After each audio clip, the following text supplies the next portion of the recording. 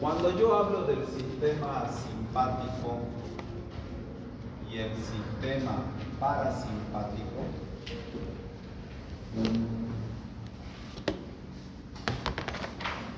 obviamente hablo de el neurotransmisor que los va a activar noradrenalina para el simpático, y para el simpático ¿cuál era? Acetilcolina. Estamos hablando de la neurona pre o postganglionar. ¿Cuál es la que tiene contacto ya directo con el órgano diana? ¿La preganglionar o la postganglionar? La postganglionar, porque está al final, esa es la que se va a contactar finalmente con el órgano diana. Nosotros aquí tenemos los dos sistemas y lo primero que quiero que piensen es en los órganos diana a los cuales vamos a llegar. Los órganos diana, en función de los receptores.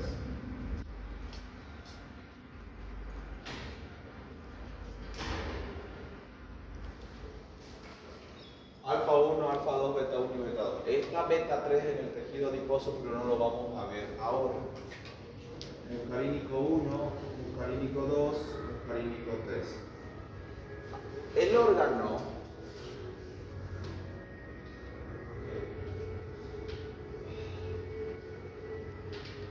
¿quiénes durmieron poquito esta noche? ¿Cuántas horas durmieron?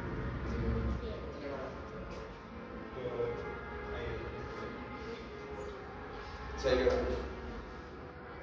4, 2 horas, 1 hora. ¿Y cómo le hacen para alguien? Al menos los que durmieron poco comieron bien.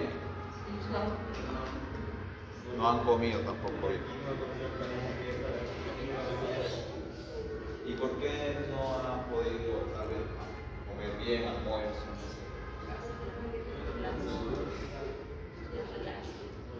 Ya, bueno, son jóvenes, ¿no? Puede, su cuerpo lo aguanta. Pero no aprovechen de eso mucho. ¿Por qué? Porque el cerebro no hay que quemarlo con desvelo y sin comida y más esfuerzo mental al día siguiente como una borrachera. Te deja algunas neuronas. O sea que después de esto tienes que ir a dormir, a comer bien y dormir. El mejor regalo que te puedes hacer a ti mismo es dormir. Una buena. Algunos me dirán, uy, entonces yo soy muy regalón. Yo vivo durmiendo.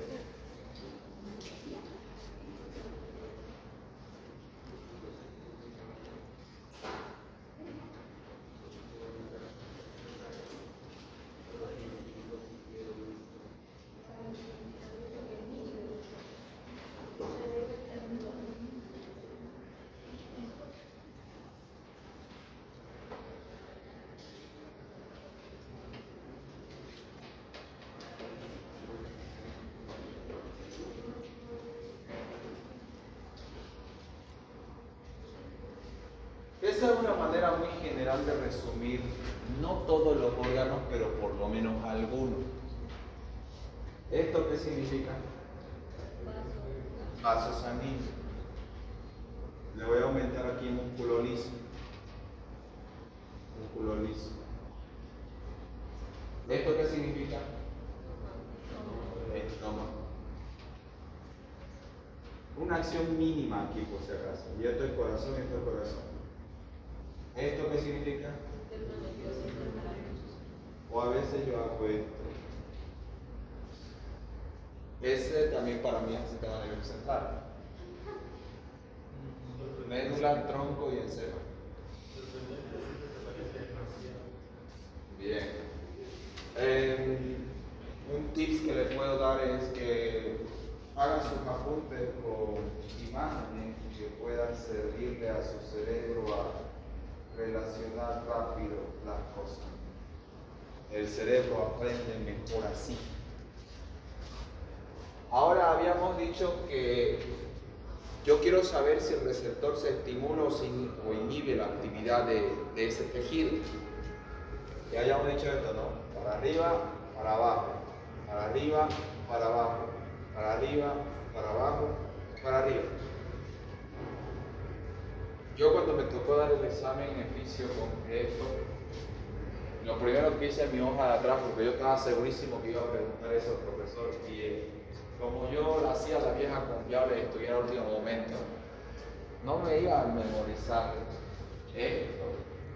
Así que lo que hice fue, ni bien agarré el examen, no leí ninguna pregunta, hice mi cuadro atrás.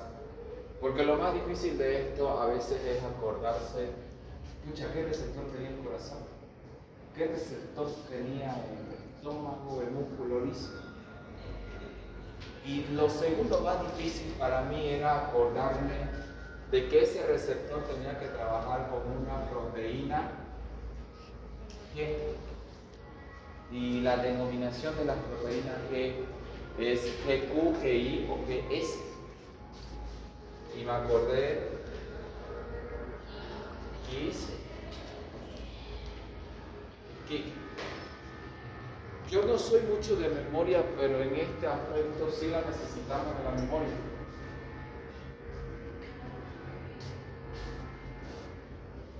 Ahora, aquí tienen dos vasos sanguíneos. Yo les he hablado solamente de este, ¿cierto? Del vaso sanguíneo que tiene el corazón, del vaso sanguíneo que tiene el pulmón y de los bronquios. Aquí te puedo aumentar este dibujito que hace referencia a los bronquios del pulmón. Si yo te digo, función del sistema simpático a nivel respiratorio, inmediatamente yo tengo que pensar en el cuadrito. ¿Y dónde está el sistema respiratorio? Está en beta 2. ¿Qué cosa me interesa de ese sistema respiratorio? ¿Cuáles son las estructuras anatómicas que me interesa de este sistema? Bronquios por una parte y por otra los vasos. Muy bien. Los bronquios y los vasos, ambos son tubulares. Los bronquios y los vasos, ¿qué músculo es? Músculo liso. ¿Qué receptor tiene? Beta 2.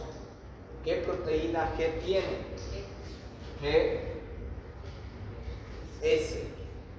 ¿Cuál es el efecto que ejerce esa proteína G cuando el receptor beta 2 es estimulado por la adrenalina? ¿Entienden esa figura? Miren esto, lo voy a repetir. La adrenalina estimula el receptor beta 2 que se encuentra en el músculo liso. Al ser estimulado este receptor, su efecto es inhibición del músculo liso. ¿Quién hace ese efecto? ¿Lo hace el neurotransmisor? No, porque el neurotransmisor es el primer mensajero. El efecto final lo hace la proteína GS inhibidora. Ok, cuando yo inhibo al músculo liso, el músculo liso se relaja. ¿Cómo se ve eso? Si yo tengo un vaso sanguíneo, el vaso sanguíneo va a hacer esto de acá. Relajarse significa dilatarse. Entonces, miren este efecto final. Esto que se llama en los vasos sanguíneos, cuando yo lo relajo el músculo liso y lo dilato, se llama vasodilatación. Entonces, si yo te digo, efecto de la adrenalina o de la noradrenalina sobre los vasos sanguíneos del pulmón, tu respuesta, ¿cuál será? Vasodilatación. Eso que provoca en el flujo sanguíneo, porque ese abrir el vaso, que va a provocar aumento del flujo sanguíneo pulmonar. Entonces, si hay más sangre circulando en el pulmón, va a aumentar el intercambio intercambio gaseoso, ¿cierto? Entonces, el intercambio gaseoso se denomina con una palabrita en fisiología, pero para aumentar la hematosis, yo no solo necesito que aumente el flujo de sangre, también necesito que aumente el flujo de aire. ¿Para qué?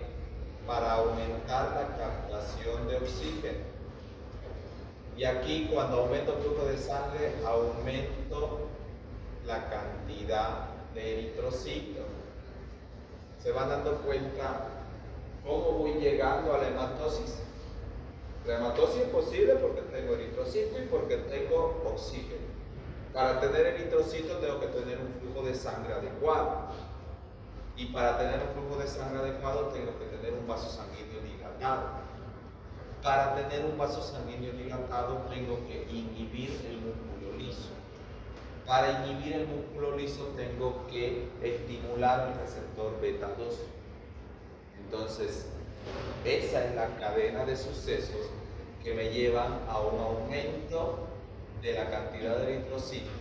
Sin embargo, para producir la hematosis, yo tengo que tener oxígeno, ¿cierto? Para aumentar la captación de oxígeno, pues tengo que aumentar el flujo de aire. ¿Qué hacen ustedes para aumentar el flujo de aire? Hagan lo mismo que hicieron con el vaso, pero háganlo con los bronquios. ¿Qué se denomina cuando yo hago esto con los bronquios? ¿Esto qué es, chicos, con los bronquios? Broncodilatación. La broncodilatación aumenta el flujo de aire. Entonces, ¿cuál será el efecto de la adrenalina sobre la función pulmonar? Una broncodilatación y una vasodilatación. ¿A qué favorece eso? ¿Cuál es el propósito? Aumentar la hematosis. Entonces, si usted tiene un paciente con dificultad respiratoria, es muy probable que esa dificultad se deba a que los bronquios están en contracción o que los vasos sanguíneos no están llevando el flujo de sangre adecuado, o que tal vez por alguna razón no se puede captar oxígeno, o tal vez no hay buena cantidad de eritrocitos, o la presión parcial de oxígeno está disminuida. Cual sea el motivo, tú tienes que promover, por lo menos tienes que promover que esto se dilate. Cuando alguien tiene el pecho apretado, es una broncodilatación o una broncoconstricción lo que tiene ese pecho. Broncoconstricción. Entonces tienes que promover la broncodilatación y te sirve darle adrenalina, ¿cierto? Cuando le das adrenalina, ¿qué es lo que pasa? Ajá, recuerda esto, le doy adrenalina, va a pasar exactamente esto. Le vas a ayudar. Si no tienes adrenalina, le das salbutamol, le vas a ayudar. Antes, para los niños prematuros, el pulmón, cuando no está completamente desarrollado, necesitábamos darle el sildenafilo, que es un potente vasodilatador a nivel pulmonar. Entonces, pero en las pruebas notaron que el sildenafilo también era un vasodilatador periférico, especialmente en los vasos sanguíneos del pene. Cuando se dilatan los vasos sanguíneos del pene, los cuerpos esponjosos se llenan de sangre y se produce una erección. El pene de hule, ¿qué significa?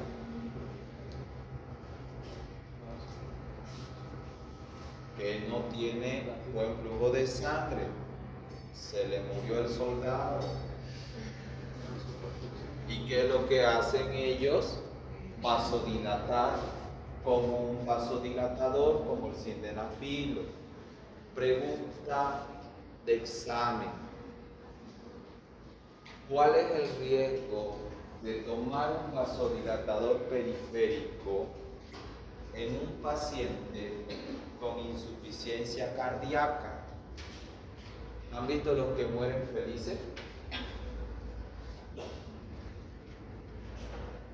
hay gente mayor de edad, de 60 y tantos años, que toma sildenafil, tiene su acto sexual y se muere en pleno acto sexual. Y la pregunta que siempre se debe hacer para un paciente cuando se le va a dar un medicamento de venta libre como el sildenafil o Viagra: ¿tiene usted problemas cardíacos? ¿Usted tiene hipertensión? ¿Usted tiene tendencia a la hipotensión? ¿Está tomando algún medicamento hipotensor? Esa información vale millones. ¿Por qué? Porque puede salvarle la vida a una persona. A ver, alguien que me diga esto: ¿por qué el corazón se detiene? O sea, yo sé que el tipo que se tomó el Viagra quería que se le pare una cosa y se le paró la otra también. Se le paró el armamento, pero también se le paró el corazón.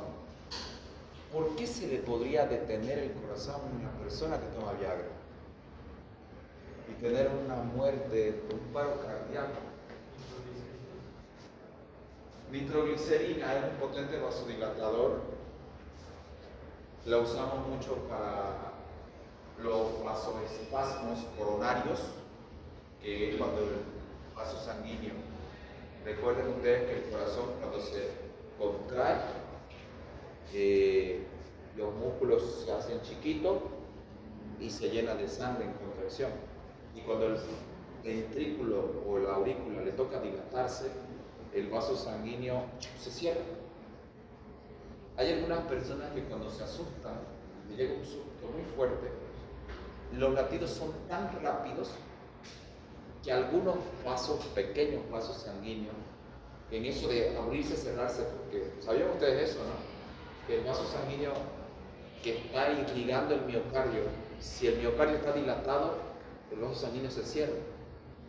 Y cuando el miocardio se contrae, le queda más espacio al vaso sanguíneo que lo nutre al miocardio y se dilata. Pero cuando hay una emoción fuerte y hay una taquicardia, el vaso sanguíneo puede quedarse en vasoespasmo. Y transitoriamente, se llaman isquemias transitorias, le llega poca sangre al corazón y es lo que dicen algunas personas: ay, oye, me asustaste, me hiciste doler el corazón. Y es como si te metieran una agujita en una partecita del corazón. No son infartos, por si acaso. Hay una gran diferencia entre isquemia e infarto. Los que ya dieron parto, ¿cuál es la diferencia? Bueno, no tiene que pasar recién, ¿no? ¿Pero alguien sabe cuál es la diferencia entre isquemia e infarto? Muy bien, isquemia es una deficiencia de oxígeno. Disminuye la perfusión. ¿Y el infarto?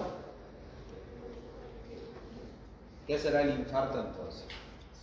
El infarto es una consecuencia final de un tejido ya muerto, que puede ser por deficiencia de oxígeno. O sea, una isquemia prolongada te puede llevar a un infarto si la célula muere.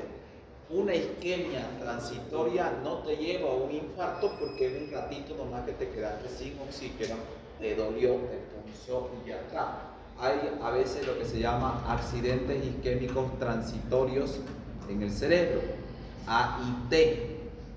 Entonces, en el corazón me duele. ¿Y qué creen que va a pasar en el cerebro si hay un accidente isquémico transitorio?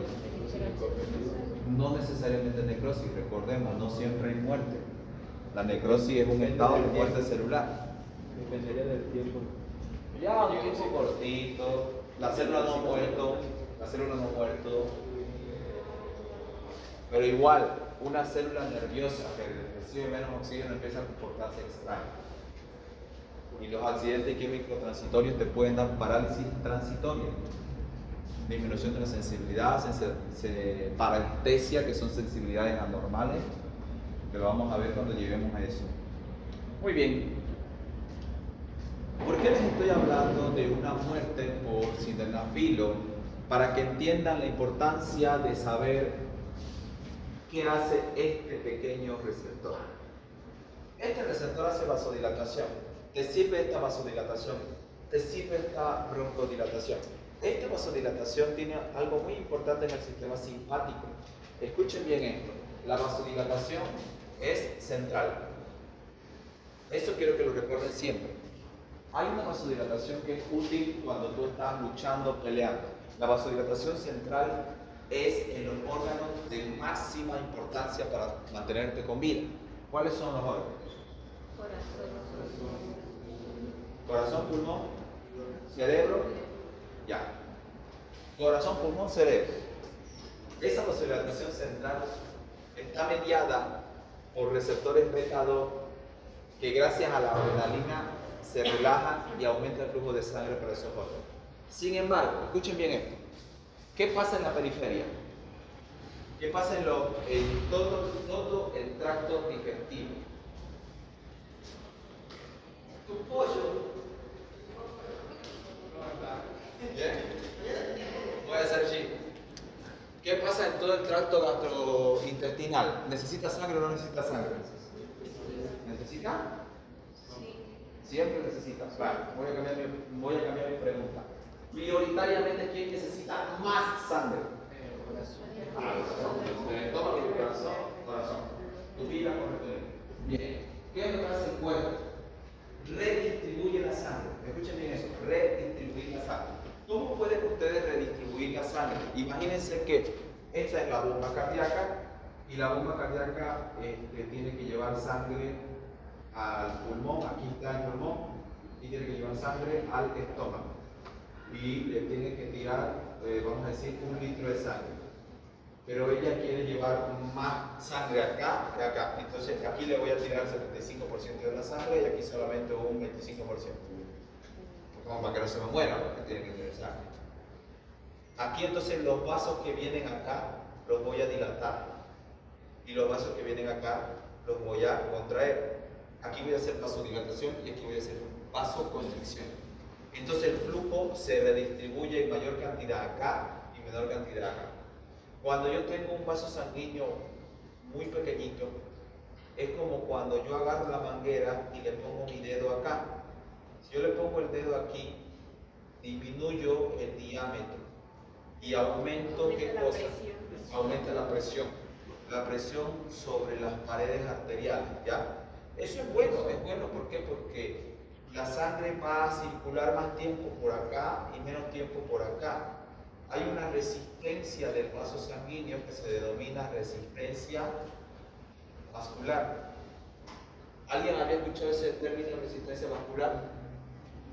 La resistencia vascular es la resistencia del vaso. ¿Cuándo el vaso te hace resistencia? ¿Cuando está dilatado o cuando está contraído? Muy bien. ¿Cuándo te hace un vaso resistencia? Cuando está con grasa o cuando está libre de grasa. Cuando está con grasa. ¿Cuándo te hace un vaso más resistencia? Cuando sus paredes elásticas tienen elastina, colágeno que le da firmeza, o cuando no las tiene. Cuando las tiene se estiran. Cuando no las tiene se endurece.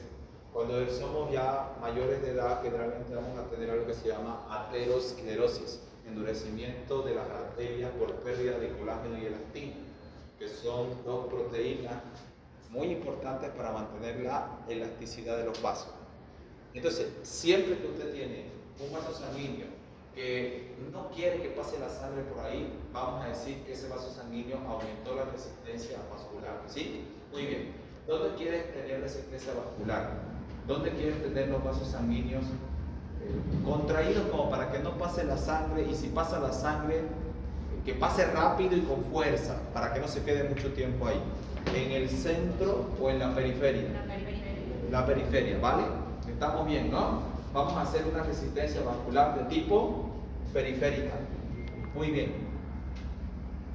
Ahora, esta resistencia vascular periférica necesita algo importante: una vasodilatación o una vasoconstricción. Vasoconstricción. Entonces, la vasodilatación, el músculo liso tenía que estar excitado o relajado. Relajado, porque si lo relajas, lo abres, ¿cierto?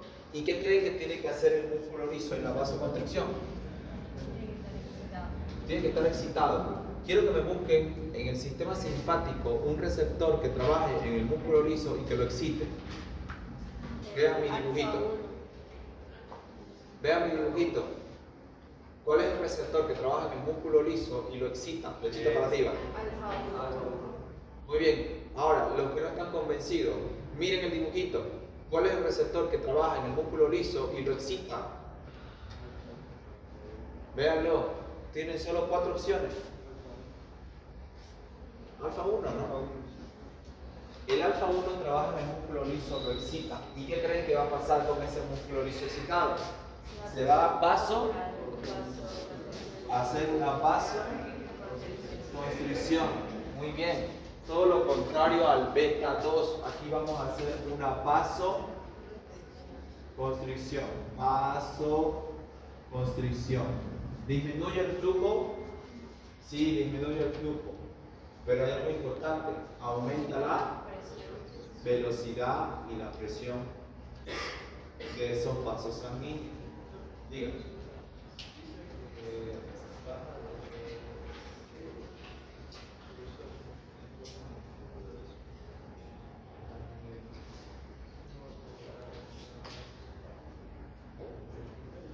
Ya, muy bien, aquí su compañero dice, ¿por qué me están hablando de repente de cafezafán? Porque dice que pasa menos sangre. Bueno. Muy bueno. Lo que su compañera dijo, cuando yo hice mi pregunta, ¿quién no necesita sangre? Su compañera me corrigió y me dijo, todos necesitan sangre. O sea, no es que no necesitan sangre, todos necesitan sangre. Ahora, prioricemos, ¿quién necesita más sangre? No necesariamente quiere decir que se va a quedar sin sangre el estómago. El estómago nunca se queda sin sangre. Solamente, por eso le he puesto 25% para el estómago. No quedamos sin sangre. Pero priorizamos otros lugares. De hecho, tomen en cuenta esto. Favorece cuando yo tengo una vasoconstricción.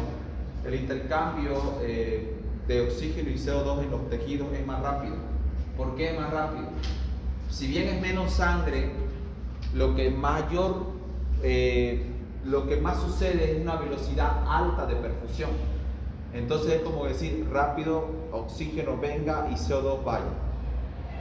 Pero cuando tengo un vaso sanguíneo dilatado, favorezco no solo la perfusión en base al oxígeno, favorezco los nutrientes que tienen que llegar al tejido, específicamente glucosa. Entonces, para eso hago una vasodilatación muy potente. Pero no te preocupes, no va a haber ningún problema en el estómago. Ahora, lo que les quiero decir aquí es, el más potente vasoconstrictor, y habíamos visto un vasoconstrictor, ¿se acuerdan? Anteriormente, en hormonas. Habíamos visto 2 vasoconstrictores en hormonas. ¿Cuáles eran? Cuando el tipo perdía sangre, les dije, más de 20% de la pérdida de sanguínea. ¿Cuál es el más potente vasoconstrictor? Para evitar que se siga perdiendo sangre. Ay, perdón. ¿Cuál? Vamos. Examen. No puede ser que se haya olvidado de ese vasoconstrictor. Vasopresina, bien. Y si no se pierde sangre y estamos en condiciones, vamos a decirlo así, fisiológicamente normales, ¿cuál es el vasoconstrictor más potente en condiciones normales? Angiotensina. Y esos nombrecitos, vaso significa vaso sanguíneo, presina, presión. La vasopresina tiene la característica de hacer vasoconstricción, esa que acabo de decir. Pero cuando pierdes más del 20% de tu sangre. Y la angiotensina, angio significa vaso, tensina también tensión. Su característica principal es una vasoconstricción y es un vasoconstrictor periférico potente. Ahora, quiero esto. Cuando yo hablo del sistema nervioso, el más potente vasoconstrictor en situaciones agudas, en situaciones que requieren respuesta rápida, es la adrenalina y la noradrenalina. Pero la adrenalina actúa más sobre los receptores beta. La noradrenalina es el más potente vasoconstrictor en situaciones agudas. Quiere decir que requiere respuesta rápida. El hipertenso El que tiene presión arterial elevada constantemente. ¿Cómo se da un aumento en la presión arterial? Es la misma situación que se da cuando tú quieres aumentar la fuerza o la presión del agua cuando has rociado tu jardín. Los tres pilares para rociar tu jardín con agua a buena presión se necesitan también en aumento de la presión arterial. ¿Cuáles son los tres pilares? ¿Qué cosas necesitas para rociar tu jardín? ¿Alguien rocía jardín aquí? ¿Nadie ha rociado su jardín? Ay, ¿no tienen jardín? ¿Y quién lo rocia? No hay jardín. Toda vez, bien. ¿Qué necesitas para rociar tu jardín? Agua primero. Manguera, muy bien. Agua, manguera, un dedo, ¿qué más? Presión, ¿quién le da la presión? El dedo le da la presión. ¿Por qué tiene el dedo la presión? Porque hace manguera constricción. Quiere decir, cierra el hoyito periférico de la manguera, ¿no? El que está en la periferia, no el que está en el centro. Y al tener menos espacio, el agua sale con más fuerza. Pero hay agua, hay manguera, hay dedito. ¿Qué falta? ¿Quién falta? ¿Alguien falta aquí? Agua, pues. No, el agua ya está. ¿Quién falta? ¿Qué? ¿La? Ya vamos a decir las plantas, pero ¿quién falta? El grifo, pues. ¿De dónde sale el agua? Qué feo, mi grifo. Aquí están los componentes de la presión arterial. Una bomba,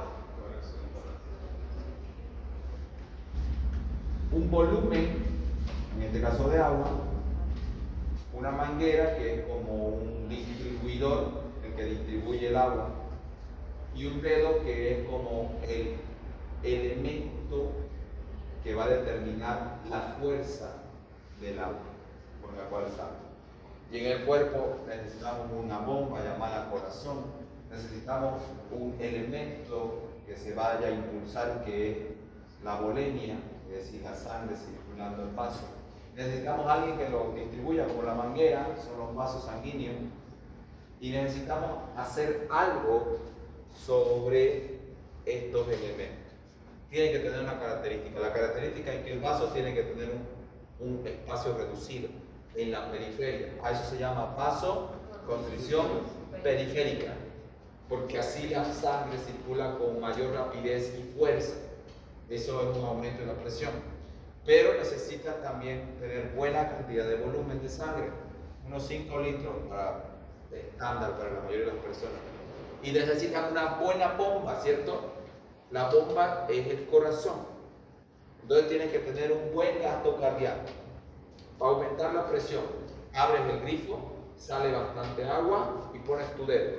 Para aumentar la presión en el cuerpo, aumenta la frecuencia cardíaca, sale bastante sangre y los vasos sanguíneos periféricos hacen vasoconstricción. Persona que tiene hipertensión no es por el volumen, porque el volumen de sangre, gracias al riñón, se mantiene, vamos a decirlo, constante. Tomas agua, eliminas agua. Lo que cambia en el día puede ser los latidos cardíacos. Se pueden aumentar, se pueden disminuir de acuerdo a tu estado de ánimo o la actividad. Pero algo que no debería cambiar tampoco, pero cambia mucho en los hipertensos, es sus mangueras, sus vasos sanguíneos. Que si los vasos sanguíneos están duros, aumenta la presión arterial. ¿Por qué? Porque el corazón ya tiene que hacer más fuerza para hacer pasar la sangre por esos vasos sanguíneos duros. Que si el vaso sanguíneo tiene grasa, aumenta la presión arterial porque hay que hacer más fuerza. Que si el tipo tiene angiotensina elevada en su cuerpo, la angiotensina son vasoconstricciones en situaciones normales, ¿y qué es lo que provoca? Aumenta la fuerza con la cual el corazón tiene que bombear sangre por ahí, aumenta la presión. Que si el tipo es muy renegón y malo, aumenta la noradrenalina y la adrenalina, que por alfa 1 hace vasoconstricción y aumenta la resistencia vascular periférica. ¿Dónde está el peligro entonces de la hipertensión? En la resistencia vascular periférica aumentada. Eso te sube harto la presión. Así empiezan la mayoría de los hipertensos, resistencia vascular periférica aumentada. Razón por la cual es muy poco probable encontrar hipertensos jóvenes. Generalmente los hipertensos ya son adultos o mayores, porque tiene que pasar tanto tiempo para que tus arterias empiecen a dañarse, no puedan hacer dilatación, empiezan a endurecerse, se llenen de grasa y todo aquello. Bien, ahora lo que quiero pensar es lo siguiente. Si quieres aumentar la frecuencia cardíaca y aumentar la vasoconstricción, ¿cuál te sirve, el simpático o el parasimpático? Para aumentar la presión arterial. Muy bien, simpático. Y tú lo ves, ¿no? El simpático te hace vasoconstricción periférica con alfa 1, te hace vasodilatación central para el corazón para que trabaje más, y aparte te hace un aumento de la frecuencia cardíaca y el gasto cardíaco con beta. Si yo les pregunto, ¿qué provoca a nivel de la presión arterial el sistema simpático? ¿Cuál será su respuesta a ustedes? Depende de dónde la vas a hacer la vasoconstricción y la vasodilatación correcta. Vasoconstricción periférica o central. Periférica. Y la vasodilatación es central. A grandes rasgos, ¿la aumenta o la disminuye la presión? El simpático. La aumenta, muy bien. Y si el tipo está con hipotensión, hay que meterle adrenalina y se la vamos a subir. Si el tipo está con paro cardíaco, métanle adrenalina, lo vas a activar el corazón. Si el tipo se ha desmayado, bueno, dependiendo, ¿no? La circunstancia en la cual se ha desmayado, si fue por hipoglicemia, si fue porque se asustó, se puso pálido, se le bajó la presión, uno nunca sabe. Se desmaya, le mide la presión, le mide la glicemia, por lo menos, y le evalúa si está deshidratado o no. La deshidratación incluso se puede evaluar con la presión arterial. Muy bien, hasta por aquí estamos bien, pero ahora no le he explicado por qué alguien se puede morir con el Viagra. ¿Cómo funciona la bomba del corazón? Sí o sí le tienen que devolver sangre al corazón. Grábense bien eso. El corazón tiene que recibir sangre sí o sí. ¿Ok? ¿Estamos bien? Bien. Mientras más sangre reciba el corazón más sangre va a expulsar. Si deja de recibir sangre porque se partió la pierna y la está perdiendo, ¿qué creen que va a pasar con el corazón? Se puede detener. El corazón se puede hacer paro cardíaco por hipovolemia, pérdida de sangre. Por eso, si alguien llega con la pierna rota, evitar que pierda más sangre, y si la presión está baja, ¿qué es lo que hace? Adrenalina, muy bien, la activa el corazón, vaso. Ya tienes dos pilares para la presión, corazón y vaso. ¿Cuál te falta? El tercer pilar. ¿Ah? ¿El? Volumen. ¿Qué haces cuando el paciente llega con hipotensión y ha perdido esa sangre? No hay transfusión de sangre en ese momento de emergencia, no hay sangre. Suero, llenado de volumen sanguíneo. Todos aquí deben aprender a canalizar vena. Quiero poner esa práctica en fisio. ¿Vamos bien? Sí, canalización de vena o de suero, y por lo menos cuando lleguemos a plenar, todos no vamos a esperar tercer año, tenemos que aprender a hacer balance hidroelectrolítico. Fisiología práctica tiene que ser balance hidroelectrolítico. Tienen que aprender a restituir sodio, restituir potasio, saber goteo de gotas por minuto y saber identificar cuando un paciente está deshidratado, cuando está hipotenso, cuando está hipoglicémico y qué tienen que hacer mínimamente. Esas situaciones salvan vidas. Y cuando tengan platita, ¿qué tienen que hacer? Se compran una camilla, se compran un cosito para colgar suerito, se ponen su primeros auxilios en la casa, con su ampollita de adrenalina, con su ampollita de cloruro de sodio, cloruro de potasio, su suero fisiológico, su suero destroza, su Springer lactato y su Springer lactato Halma. Tienen que tener todo eso en la casa. Y tienen que hacer un historial personal de toda su familia. A ver, mamá, venga, ¿qué es usted? Si es diabética, si es hipertensa, si qué antecedentes tiene, qué alergias tiene, todito. Todito lo tienen que tener su historial. Y ¿sabe qué, mamá? Ya estoy haciendo mi consultorio. Mis primeros pacientes son ustedes. Aquí está. Si alguien tiene un hipertenso en casa, no puede faltar eso, por si acaso. Si alguien tiene un diabético en casa, no puede faltar eso. Y tienen que enseñarle, no lo van a sacar médicos a sus familiares, a sus primos, hermanos y demás, los que viven en la casa, pero por lo menos les tienen que enseñar a manejar la salud del familiar que está cerca, a saber cuáles son los signos de alarma. ¿Ya? A ver, yo tengo 2 pacientes. Mi primer paciente fue mi mamá. O sea, yo literalmente ya venía trabajando con ella, pero cuando recibí mi matrícula, justamente voy y reclamo mi matrícula de La Paz y toda la vaina. Kadim ha dicho que la matrícula la van a sacar aquí, ¿no? Kadim es un loco. Oye, esa propuesta es diabólica, sí. Digo, estoy apático.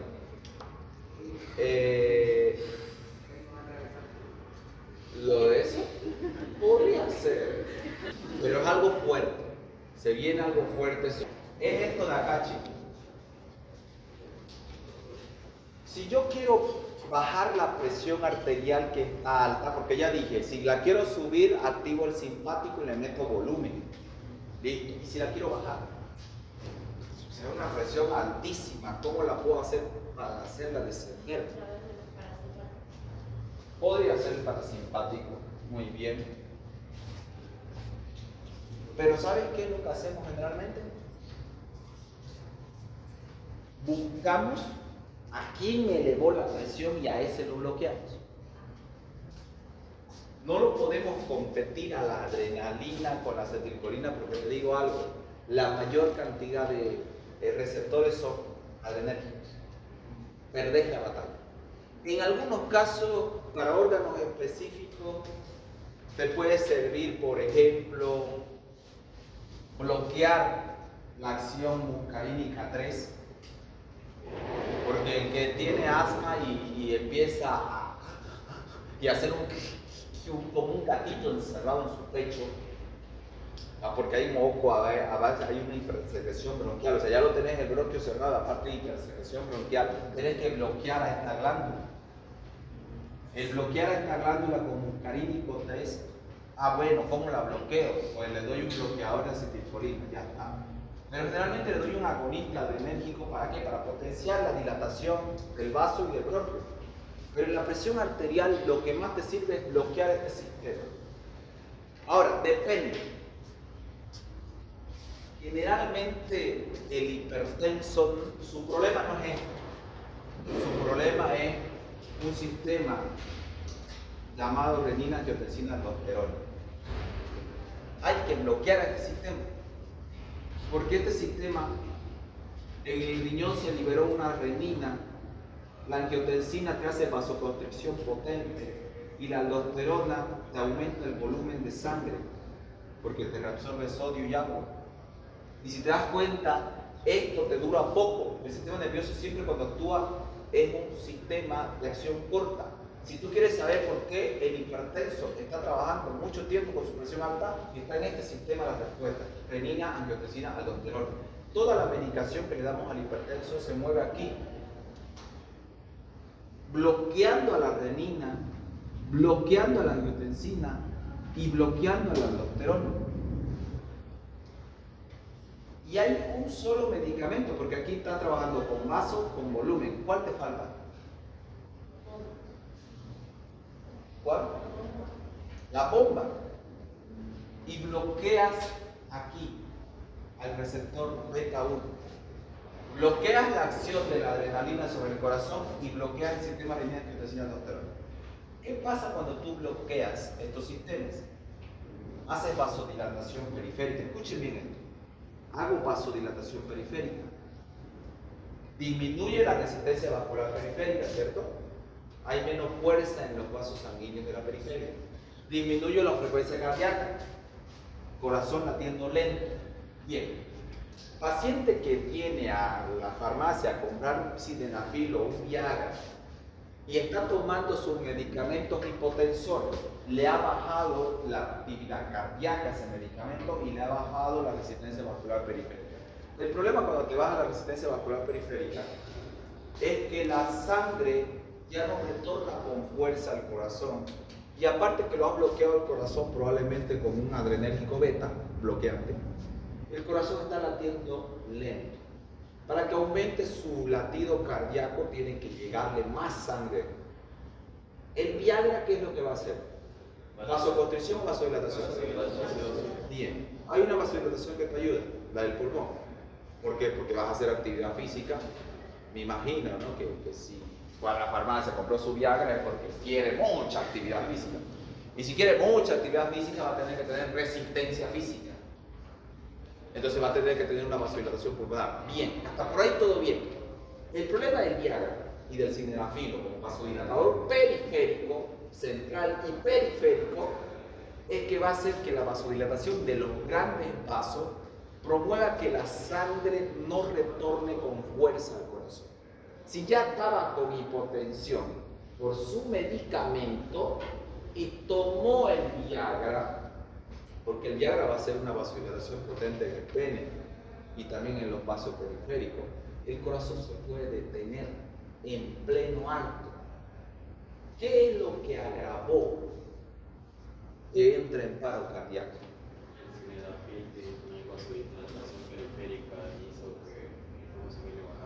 Bien, lo predispuso, le disminuyó el retorno venoso, el corazón no podía trabajar, pero hay alguna circunstancia tan especial que hizo que se pare el corazón. Deficiencia de oxígeno. ¿Y por qué hay deficiencia de oxígeno? Si es vasodilatación en el pulmón. Porque no llega el oxígeno hasta el corazón. Es el que llegue. Llega en poca cantidad de... ¿Qué circunstancia está el paciente? Me encanta el decreto de las circunstancias. Tomó su sildenafil y su Viagra. Opción A, podría estar mirando tele. Opción B, está teniendo actividad sexual. Opción C, está mirando tele y ha tenido actividad sexual. ¿Qué diferencia hay entre mirar tele y tener actividad sexual? Actividad física. Ah, y cuando yo tengo actividad física, ¿a quién le cargo trabajo? Al corazón. Y si le cargo trabajo al corazón, el corazón va a tener que nutrirse con más fuerza. Y si no le llega sangre y ya está sobrecargado de trabajo, entra en insuficiencia cardíaca y en algún momento va a ser paro cardíaco, porque no va a poder cubrir la demanda. Ese es el problema. O sea, lo sobreforzó. Lo sobreforzó el corazón y no le dio los insumos que era el retorno venoso adecuado y por eso tiene más. Busquen en internet consecuencias del consumo de sildenafil en pacientes con medicación hipotensora. ¿Por qué? Porque si va a tener actividad física, ¿qué le dirían ustedes a este paciente? Él quiere tener actividad física y quiere tomar su Viagra. Lo va a tomar. ¿Qué le van a decir ustedes? Suspender la medicación. Muy bien. ¿Qué le dirías? Suspender. La medicación. ¿Cuál de las medicaciones? Para evitar una vasodilatación periférica. Pues ¿sabe qué? Si va a tener actividad física, la primera pregunta que le tengo que hacer, en las últimas 12 horas, ¿ha tomado su medicación? Sí, ya la tomé, no tome Viagra.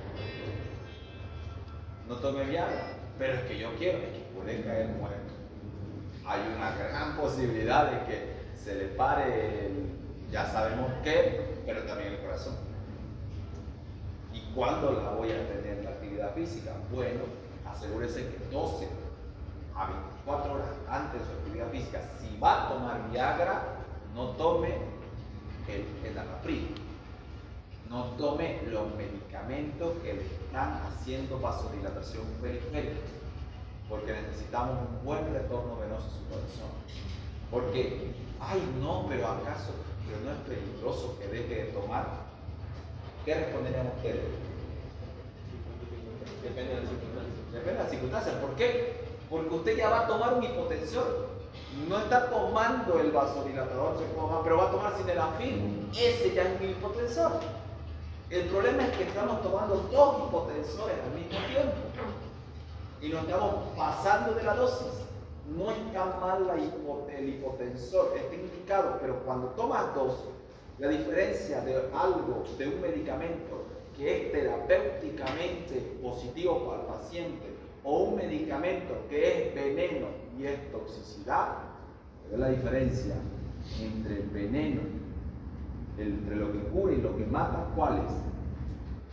¿Cuál es la diferencia entre lo que cura y lo que mata? ¿Ah? La dosis. La dosis es la diferencia entre lo que te va a llevar a San Pedro y lo que te va a llevar a un orgasmo. Eso no. ¿Ya? Ahora, si ¿saben dónde está el alfa 2?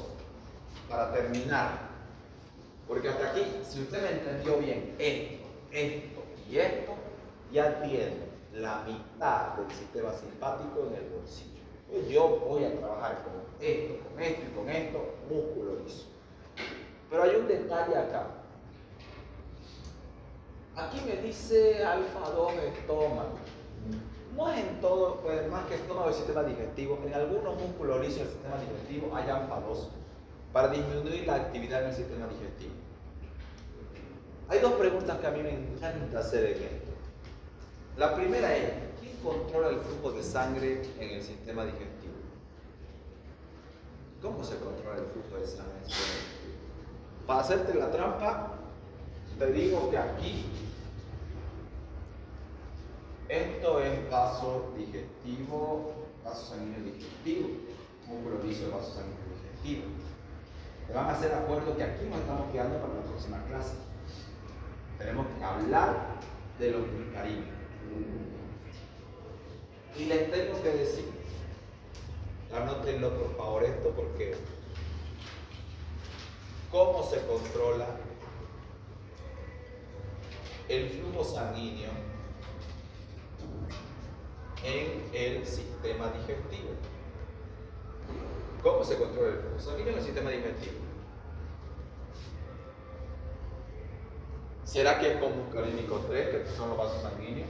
¿Será que es con alfa 1, que son los vasos sanguíneos? ¿Será que es con beta 2, que son los vasos sanguíneos?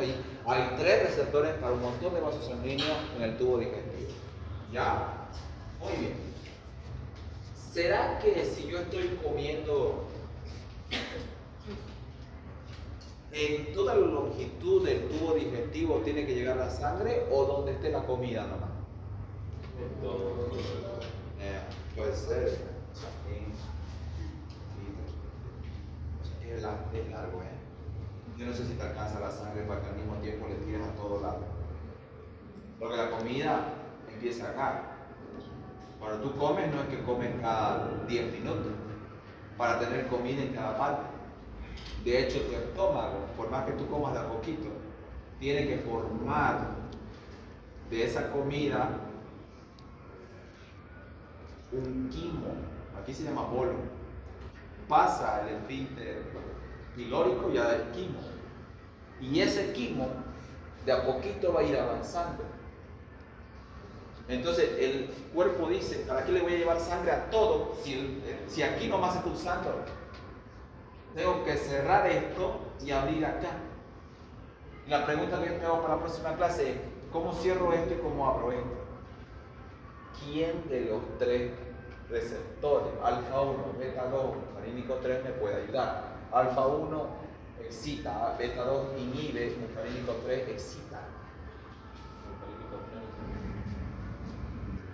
No, vamos a ver la otra clase. Y esto de aquí, alfa 2, es importante, anótelo, más bloqueadores. A ver, el alfa 2 es el único receptor que en vez de estar ubicado en la neurona postsináptica está en la presináptica.